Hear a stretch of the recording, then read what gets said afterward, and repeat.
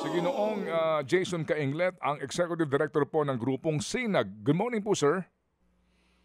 Good morning po, Sir Ted at kay Miss Chacha Chacha, at sa lahat opo. po ng nanonood ng kanilang programa. Salamat na marami sa inyo pong panahon, sa aming pong palatuntunan. Sir, una, ano po ang inyong report dito po muna sa presyuhan po ng bigas vis-a-vis ito ho ay sa pagkakaroon natin ng supply ng special rice na local at saka din po yung imported na mga premium rice. Kamusta po ang presyuhan? Yung sa presyohan po, Sir Ted, ay hindi naman talaga siya nagbago no, for the past weeks.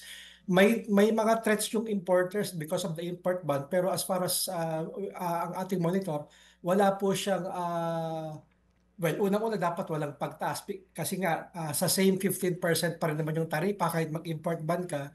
Doon po sa tanong na sa stocks at supply, punong-puno pa rin po talaga ang mga bodega sa ngayon. Even po yung NFA, nabubulakan siya ng stocks niya ng palay at ng bigas dahil nga po kahit yung mga subasta niya ay hindi po nabibili ng, ng mga traders or even ng LGUs dahil nga po they would prefer itong mas marami talaga na mababang presyo na imported rice po. Oo, dito po sa bantay presyo mismo po ng DA, ano po, sir, ang presyuhan po ng imported commercial rice, doon po natin ilagay na lamang sa special, no? Opo, sa ngayon po, sa kanila, ang pinakamataas ay umaabot ng 65 at ang average po nito nga, more or less 60 pesos, no? Yung pong local nito, ay 65 din at ang average niya ay 58 pesos. So hindi ho nagkakalayo. Ang sinasabi po ng aming ilan na akapanayam na yung pong imported rice ngayon, hindi naman daw, yung supply nito ay paubos na. Yan po sinasabi. Sa inyo po, sufficient pa rin ang supply ngayon ng imported rice? Ang tingin natin sufficient certain kasi nga maganda rin yung ating local production nung first itong March April na anihan kaya po nagsabay and kaya po yung import ban ay nung kinwenta ng DA sinabi natin lagpas tayo ng almost 2.2 million metric tons na in-import from last year to this year. Kaya nga po kahit isagad siya hanggang December, Mm-mm. wala tayong nakikitang kakulangan sa supply because Mm. of ito pong labis talaga na importasyon from last year and this year. Okay, sige po. Magandang balita po yan. Pero sa usapin po ng presyuhan, bakit naman po, kung meron po tayong actually oversupply ho ba, maaring tawagin natin? Merong oversupply certain. Kaya nga po sinasabi natin kahit nung una pa, Oo. kahit ibaba mo yung taripa, yung savings na makukuha ng importers doon sa mababang taripa, hindi naman yan na ipapasa Mm. sa mga consumers. Napakalayo po talaga ng agwat. So, kailangan po talaga nating ulit-ulitin, mababa yung pasok niya ng bigas, landed cost nasa 25, 26 pesos na lang. Mm. And yet, hindi sumasabay yung murang landed cost para may hatak pababa yung presyo po ng bigas, whether imported or local. Nandun po yung problema natin ngayon dahil itong imported rice, dinepress niya yung presyo ng palay. Alam nating lahat yan. And yet, hindi naman bumaba yung Mm. retail, mapa imported at mapa local. So, ang sinasabi natin, yun dapat ang i-address ng government, ng NEDA, ng DepEd, kung yun ang tawag sa kanya ngayon. Mm. Nandun ang problema, hindi naman po talaga yung kulang tayo sa bigas, mahal ang local. Yung disparity po talaga between farm gate, lalo na Mhm. kung nasa 10, 12 pesos tayo ngayon, certain. And yet, yung retail mo ay hindi naman po bumababa din.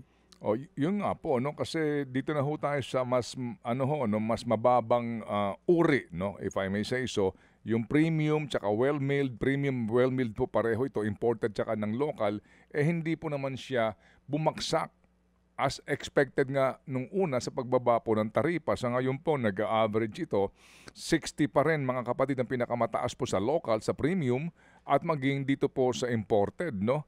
Hindi halos nagkakaiba, pati po yung well-milled. Anyway, so, sir, sa ngayon, bottom line, hindi tayo mawawala ng supply hanggang sa first quarter next year at ang presyo nito, ganito pa rin po. Hindi naman siya babaksak pero ganito pa rin po ang ating aasahan na presyuhan? Hmm.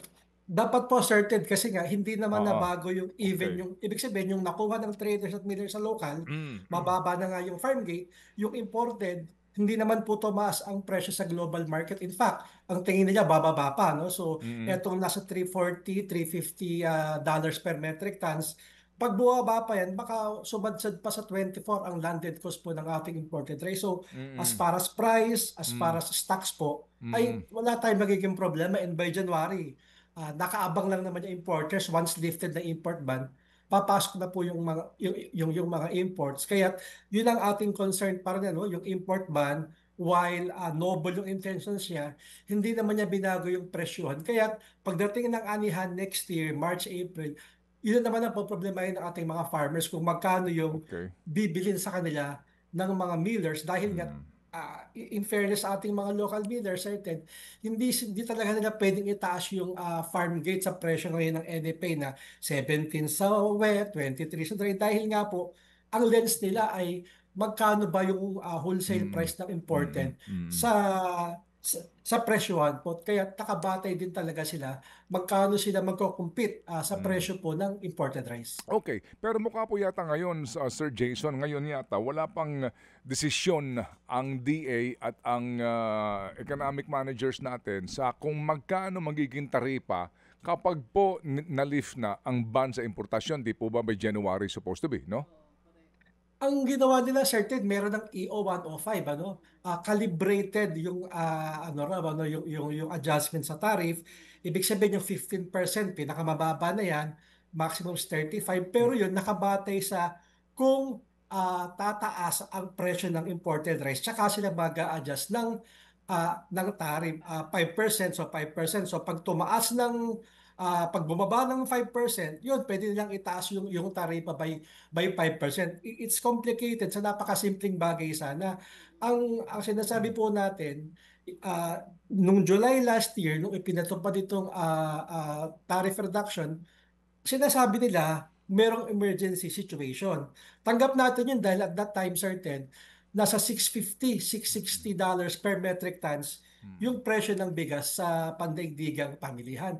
Pero bumagsak siya ng almost nasa 330 na lang ngayon. Kaya Okay. sinasabi natin, overstretch na yung narrative ng DEDA na meron tayong emergency situation pa rin. Wala na pong emergency ngayon dahil bumagsak na nga po by almost up yung presyo ng bigas sa pandaigdigang pamilya. So there is actually no more basis bakit Ah, kailangan pa rin 15%. Pangalawa, hindi naman po sa discussions natin kahit dati pa, hindi naman nakinabang ang consumer sa opo. mababang taripa.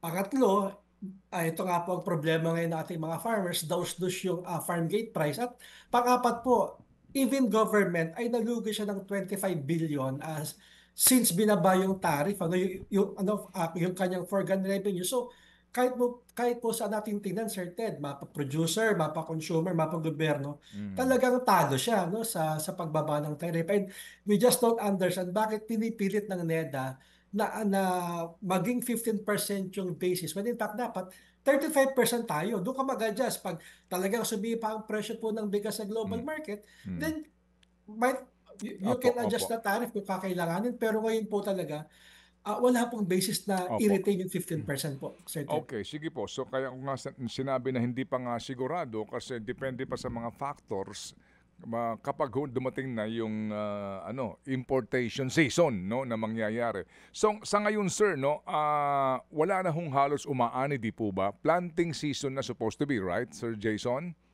Opo, tama Okay. po. Kaya po, Mm. yeah, itong nagdaan na bagyo, may mga tinamaan po sa ating mga farms. Pero yun nga, dahil kakaani pa lang at Mm. magpe-prepare pa lang ng pananim, Mm.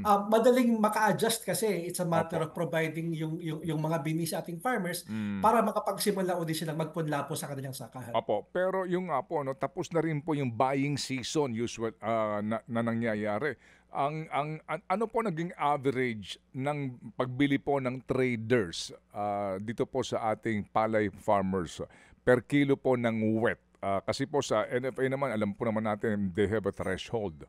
Magkano po so far? Kasi sa kabilang grupo, sinasabi nga, bumaksak nga po ng halos 8 per kilo.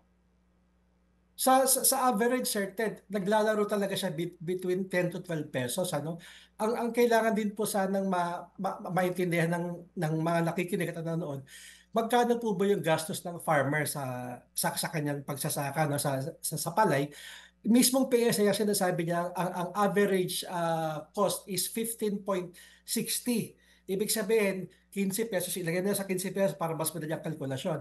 Pero kung ang nabibili sa'yo, wet, ay Mm, 12 lang, talagang kaagad-agad, lugi ka na ng 3 piso. So, hindi, hindi ka break even eh. Talagang ang nilugi mo ay nasa mm. 3 pesos.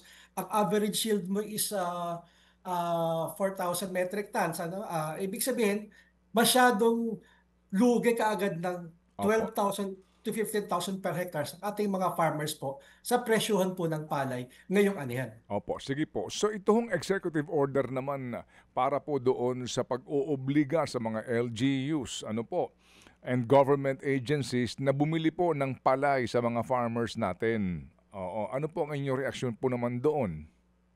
Ang sabi natin, isinulong talaga natin yung floor price. Sa sitwasyon sana, ito ay dapat obligado rin ang mga private traders. Ang problem natin, Sir Ted, pag samasamahin mo yung lahat ng namimili ng government agencies ngayon, 2% sa NFA, maximum 3%. LGU siguro wala pang 1% ang mabibili nila. Ibig sabihin, etong executive order mo setting the floor price ay para lamang sa 4% ng total Mhm, harvest. mm. Unfortunately, yung 96% ng harvest mo, nasa kamay pa rin po ng mga Private private sector, opo, ano, yung opo. traders and millers. Kaya very minimum po yung impact. Sabi sana natin, kung itong EO na to ay sinabayan sa paglaki ng budget ng NFA or DA, ano, to procure palay, unfortunately, nasa 9 billion pa rin po. Kahit dagdagan mo siya ng 5 billion at 14 billion, you can only buy palay maximum 3%. Kaya kapos po yung AO Opo. while we Mm, acknowledge yung kanyang yung mechanism is good. mm. Pag na-operationalize siya, maganda siya. Pero as it is right now po, Opo. napaka-minimum ng impact niya because only 3% po ng harvest ang mabibili sa Mm. floor price na 17 ay tinakda ng EO Opo. 101. Opo, opo. At meron nga daw hong mga technical na requirements ang sino man pong bibili ng palay, di ba? Na hindi ka naman NFA dahil nga po sa may mga procedure sa pag-iimbak ng palay para hindi masira. So, bottom line po dito, what effect ito practically? Ano po, Sir Jason? Ah, ayun po.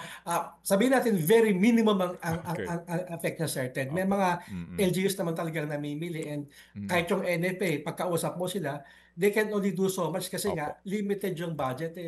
We were hoping na yung Congress Mm. nilakihan ng budget. Unfortunately, it's the same. 9 billion plus Mm. 5 billion is just 14 billion, Sir Ted. Napakaliit po talaga ng Ah, budget for mm. palay procurement. Opo, hintayin natin itong final version po ng budget kung ang kanila pong talkies ay kanila pong isasalin sa gawa, no? Na kesyo nagmamalasakit sa NFA, kesyo dapat palakasin ang poder ng NFA, etc. etc. Tingnan po natin, Sir Jason, ano po ang magiging kabuuang budget na po ng NFA for procurement po ng palay. May pahabol na pong tanong si Chacha. Yes po. Sir Jason, ang sinasabi ng Department of Agriculture, nasa 142 million pesos daw po itong damage sa agri-sector natin. For Typhoon Yuan pa lang, hindi pa sinasama yung sa Typhoon Tino. Pero sa mga kasamahan niyo po sa SINAG, kumusta po yung aktual na sitwasyon ng kanila pong mga taniman pagkatapos itong bagyo? Saang mga lugar yung pinaka-apektado talaga at pinaka-nangangailangan ng tulong?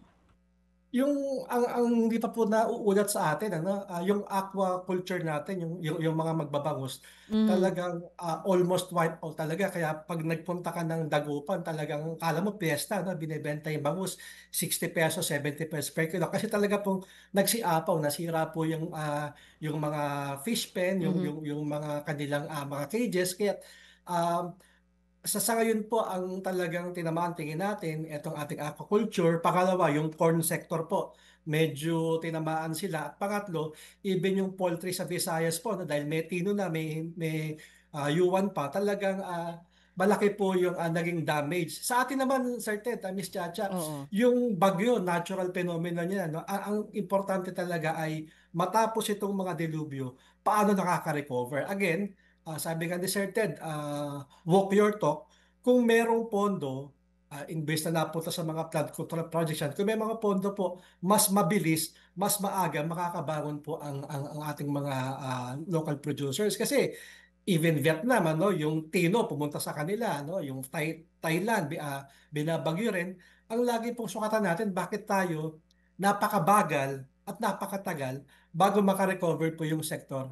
Simply because po, ang sinasabi natin, may budget po, may mechanism para mabilis makarecover po ang local agriculture. Mhm. Ang DA, kausap naman natin lagi si Chu Lauren, ang problema talaga, tapos din ang hawak niyang pera para matulungan po lahat itong mga tinamaan ng bagyo, no?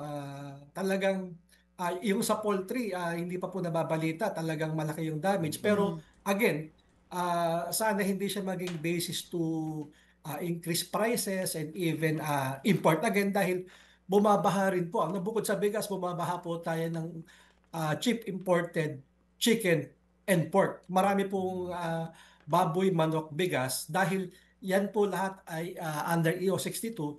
Bumagsak po ang taripa from 40% naging 25%, 15% pa kung under siya ng minimum access volume. Kaya po Oo. sabay-sabay sunod-sunod yung problema na ating sector, or we're really hoping this time pagtuunan ng budget, maglaan ng pondo para mas mabilis po sana makarecover itong mga tinamaan po ng magkasunod na bagyo. Oo, yung binabanggit niyo po na focus tayo masyado dun sa rice tariff pero hindi natin napag-uusapan yung taripa po dun sa binabanggit niyo na poultry, tama po ba? Tama po, Miss Chacha. In fact, mga 6 months, 6 weeks nang nagrereklamo yung ating mga magmamanok at Mhm. magbababoy. Yung manok po, ang farm gate, naglaro siya between 90 to 110 pesos na lang, ano? Almost production cost siya. Yung baboy po natin, bumagsak ang farm gate from 150 to 170, below production cost. Ibig sabihin, parang sitwasyon din ng ating mga rice farmers dahil po sa maraming imported na pumasok under Mm. the Executive Order 62 last year, hanggang ngayon pinapatupad siya. Same predicament po, ano, hindi siya makalaban sa murang presyo na mga pumapasok po na imported Oo. agri-goods. Mapabigas po siya, Mm. mapababoy, mapamanok. Oo. So, Same predicament po sila oh. ngayon. So Sir Jason, kasama po ito sa EO 105 na extended hanggang sa susunod na taon? Inamend lang po yung EO 62 ng 105 sa Mm. bigas lang po actually. Hindi pa Okay. sinama yung ibang commodity kasi nga sa kanila kasi is political yung bigas. Pero yun nga po, ano, bukod sa bigas, nagrereklamo na rin po talaga at humingi ng tulong yung ating mga nasa poultry and livestock sector. Oo. Okay, Sir, sige. yung binabanggit niyo po na kailangan pa rin ng pondo para dito sa mga naapektuhan ng bagyo, ito pong mga binanggit ng DA na 379 million, 1.24 million na halaga ng feeds, merong 771 million na halaga ng tulong din para sa bangus at tilapia fingerlings. Doon po ba sa mga kasamahan niyo may naabutan na nito? Wala pa po, nasa assessment pa yan. Ang problema po natin usually, lalo na kung sa crops, mga ano yan sa mga nasa insurance, ano, may mga insurance po at katakot-takot na rin pa rin pong mga requisitos bago makapag-claim ang ating farmers. Again, we're hoping sa this time, kumbaga ay wag lang masyadong maghanap ng mga requisitos at mga kinakailangan pang i-provide ng mga Opo. farmers, ibigay na kagad dahil kita-kita naman po yung damage. Hindi na kailangan Opo. mag-imbento ka pa ng anong sasabihin mo. It's there, very Opo. obvious na Opo. talagang tinamaan po itong mga sectors. Ngayon po nag-assess tayo ano talaga yung mga pangangailangan, pero binhi, number one po, kasi you cannot start anything pag wala Mm. kang binhi. Ano, mapa Mm. sa palay po yan, mapa sa mga bangus, sa tilapia. Yun po talaga, ano, mabigay ka agad ngayon para makapagsimula po ulit yung ating mga local producers. Opo. Sige po. Salamat po na marami, Sir Jason, sa inyo pong update po sa amin at pagpapaliwanag po sa napaka-importanteng isyong ito. Salamat po, Sir Jason. Maraming salamat po sa pagkakataon, Sir Ted at Miss Chacha, at magandang umaga po sa kanilang lahat. Mga kapatid, brothers and sisters, saan ka pa? Dito na tayo sa totoo. Dito na tayo sa True FM. Mga kapatid, mag-subscribe and follow po kayo sa social media accounts ng True Network PH. Yan po kami. Hanapin nyo lang True Network PH, Facebook, Instagram, YouTube, TikTok, and podcast. Mapa Apple or Spotify man yan, mahahanap nyo kami. Lahat ng mga napapanood at napapakinggan nyo po sa programa, nasa social media accounts namin yan. So, paano mga kapatid? See you sa social media!